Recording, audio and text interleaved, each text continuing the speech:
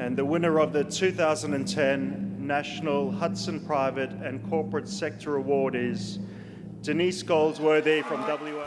I was just saying that was one of the hardest interviews that Mike put me through yesterday morning. Clearly he works for a recruiting company. And thank you very much to Hudson.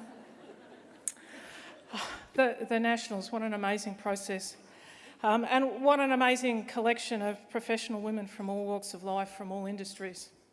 So congratulations to all of the other finalists here. And as I said, thank you to Hudson for looking after the Private and Corporate Sector Award. The private sector is clearly attracting some of the most effective businesswomen in Australia. And I believe this is from the vitality and opportunities that are currently arising from a healthy national economy and an environment of constructive policy debate. I thank Telstra, who have supported this process for the last 16 years. It is fantastic as a process. I thank my family. My two kids both have exams at the moment, so aren't with me, and their father's looking after them. My friends, colleagues, cheer squad I have here tonight, even if they aren't quite as good at doing wolf whistles as the ladies I had in WA.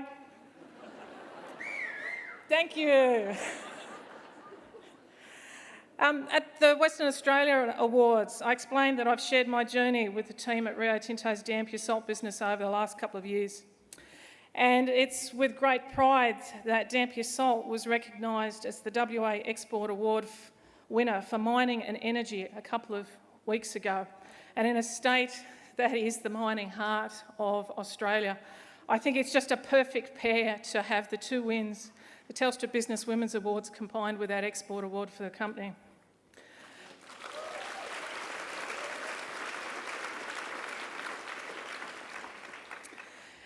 Just let me take a minute to reflect on the changes in working conditions since I entered the workforce in the 80s.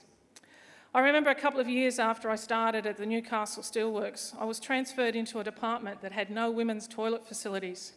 I had to walk about 25 minutes to the nearest facilities. Things have changed. The rate of change since this time has been phenomenal, yet it's even more difficult to imagine what will be achieved by 2030. And while many of you may see technology as the driver of change, I personally think that much of it has come about by changing community expectations that arise from everyone being more aware and more involved in the world around them. Changing community expectations have driven changes in government and corporate policies to enable them to attract the support they need from either voters or employees. Yet change has been more than women entering what used to be called non-traditional roles or gaining access to toilets.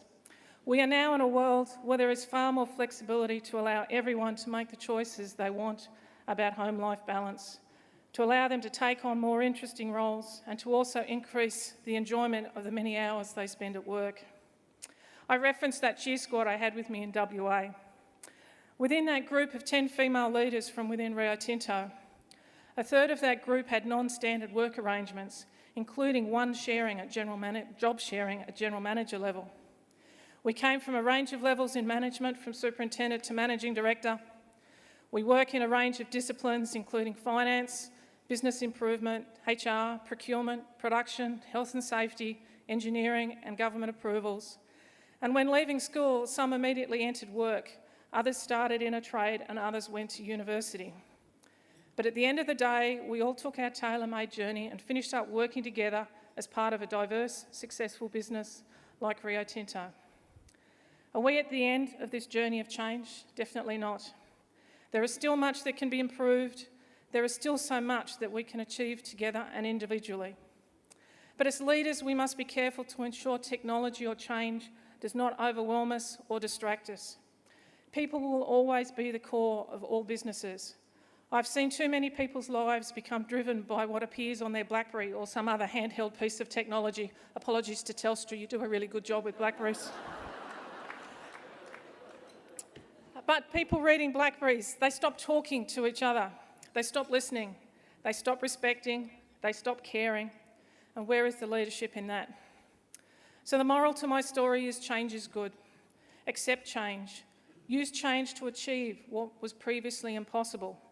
But at the end of the day, remember that it will always take good people and good leaders to make a successful business. Thank you and good luck.